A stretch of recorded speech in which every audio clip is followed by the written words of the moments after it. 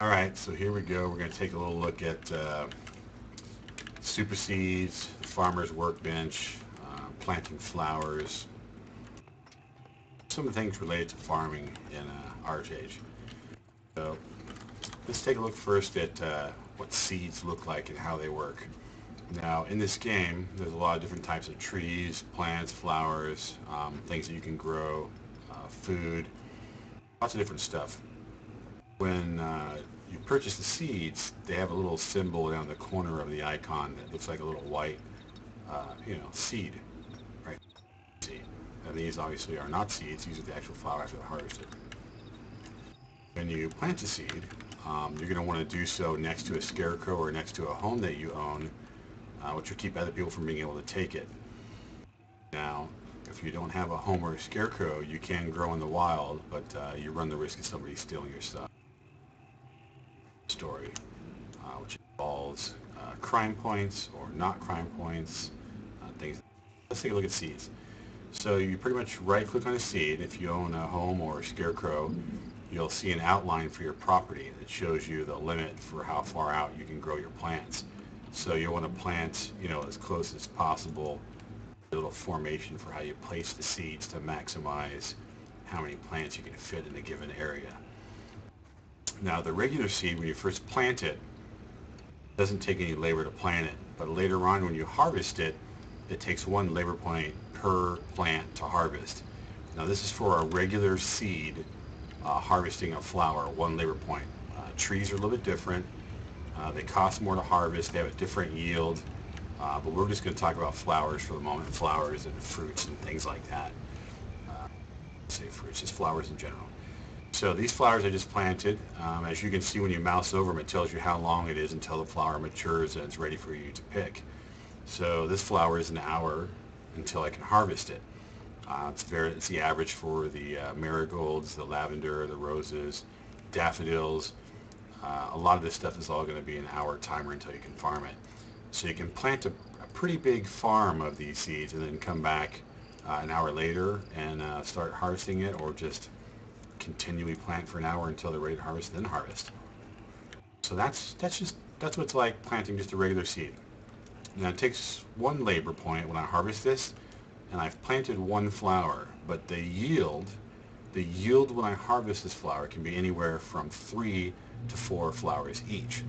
So planting 100 flowers doesn't mean I'll get 100 yield return, 100 flower seeds. It means that if I plant 100 seeds, there's a chance I'll get 300 to 400 flowers in return. Depends on the range and skill and stuff like that. So that's regular seeds. So now let's talk about a super seed. If you've destroyed your small scarecrow, you can take the deed from the small scarecrow and you can assemble what's called a farmer's workbench, which is this unusual looking contraption right here. And the icon, the symbol for the farmer's workbench, looks like a mannequin head with a hat on it, which you can see right here at the top of this. So when you click on this, this has a menu of different things that you can use the farmer workbench for. Now the farmer's workbench, I've placed it here with a workshop. If I set this workshop to guild, friends, or family, no guild member, friend, or family member can use this workbench. Unfortunately, that doesn't work.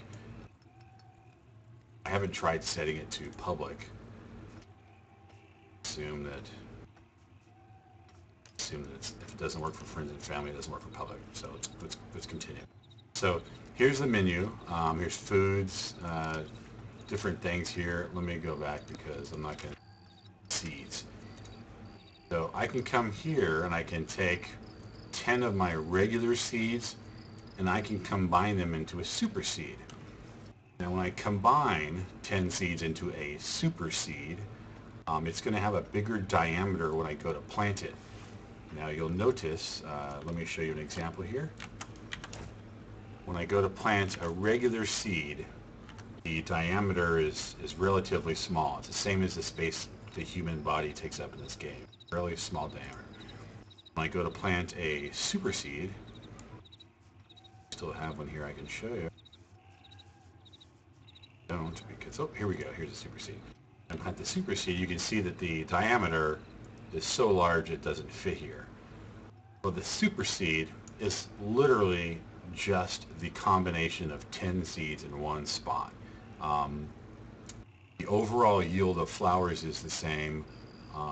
The only difference is when you harvest a super seed, instead of having to harvest 10 times, you're just harvesting once. So you've maximized your time investment.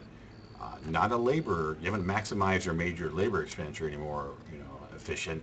You've just maximized your time in the game. So again, planting the super seed, I only have to harvest one time, and it's the same as harvesting 10 other plants.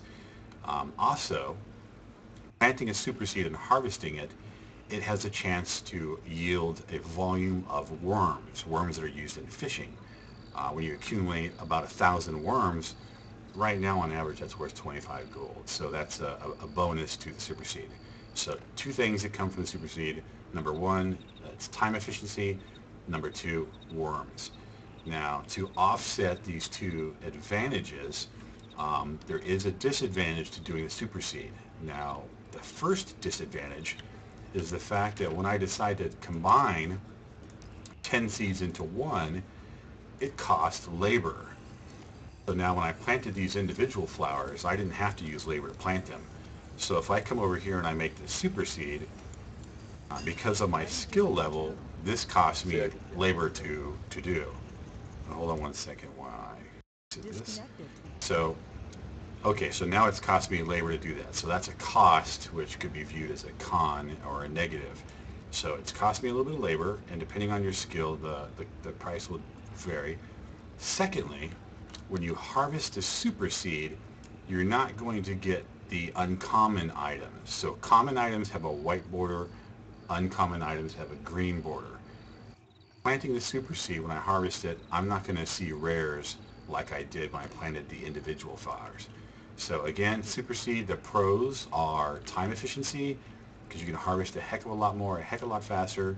You also get worms. Those are the two pros. The cons are you're not going to be seeing any more of those rares. Now, those are variables that are going to really impact whether or not you even use the farmer's workbench and you do super seeds, but they're pretty serious things to consider. Now, to plant 1,000 individual flowers is no picnic. That can take easily a little over an hour to do. To plant 100 super seeds takes about 15 minutes. So the time investment is just unbelievable in harvesting crops. And also, in addition to this, you play on the eastern continent. One of the factions there, one of their racial benefits is that they're actually able to pick flowers faster, which is pretty amazing all by itself. Okay, so recap, super seeds have bonuses. They also have a negative. The labor expenditure is pretty high. Also another negative. When you harvest a super seed, it is the equivalent of harvesting 10 flowers, but notice when you harvest 10 flowers, it takes 10 labor. When you harvest a super seed, the labor cost depends on your skill, and it could cost you up to 25 labor points to harvest it. So now you're spending, 2.5 times more labor to harvest it. You're spending a ton of labor to make it. So it's really a way to burn through your labor points, at your disadvantage in a way, depending on how you look at it. Super seeds are one of the reasons I like super seeds. Super seeds level up your skills, and they level them up fast. Let's go here. This is my current skill. It's 13,390, 13,935.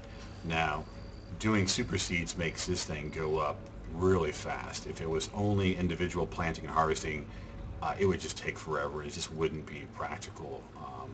I actually have a job and a life, so you gotta weigh your time versus the cost. So that's really just what I want to talk about was super seeds.